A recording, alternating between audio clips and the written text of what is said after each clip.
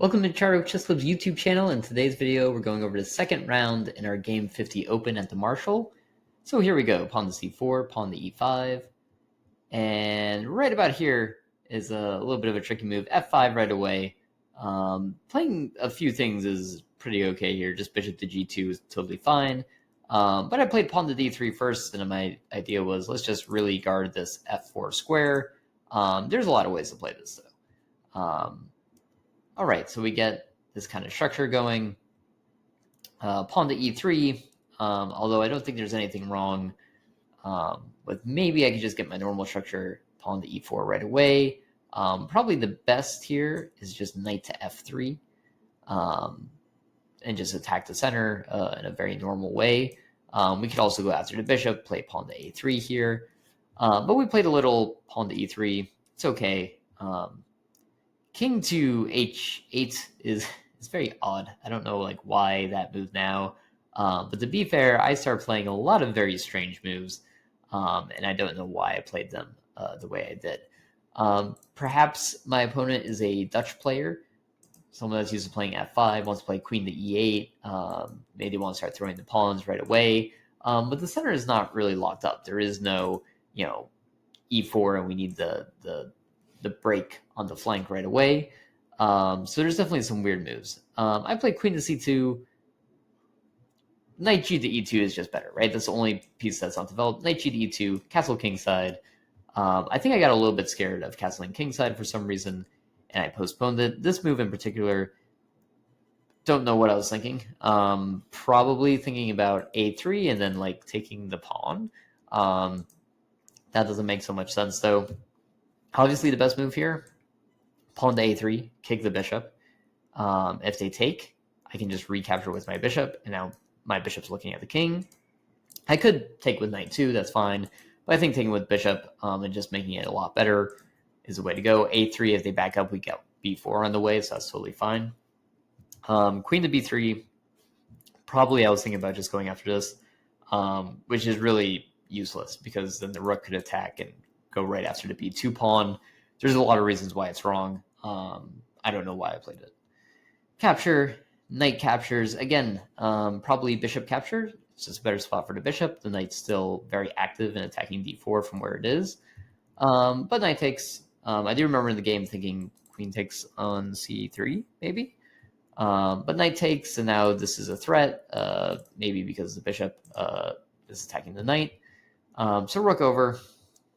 Queen over here, bishop goes over here, queen to a3. Yeah, getting out of the discovery, I guess. But yeah, how many times has this queen moved so far since the beginning? It's moved once, twice, 3, 4 times now. So it's just really, really silly. And I still haven't castled. Yeah, nothing really happened in this game because we failed to do anything. There was no e4 on the board, so can black commit to just throwing these pawns like crazy? Probably not. But there was, and then I never played d4 in the game, so it was a lot of are we going this way? Are we going that way? But there was no clear plan for either player. Bishop takes is again just not just a weird move. I guess I'm trying to keep the bishop very active. And later on, I would bring my rooks and then send it this way, but that's way too long-term planning. Instead, just c takes on d5, kick that knight away, and then it's going to have to go backwards because all the other squares are guarded. So just take the knight, then push e4 or something. Again, there's a lot of questionable choices in this game. And right about... Let's wait for it. I think f5 is just a perfect example of being kind of scared of black's attack when, again, we don't really need to be. We could just bring this bishop back out. Nothing is happening here. There's no sacrifice or anything. Just bring the bishop out, add some pressure, get ready to trade in the center, things of that nature. But f5 is definitely unnecessary.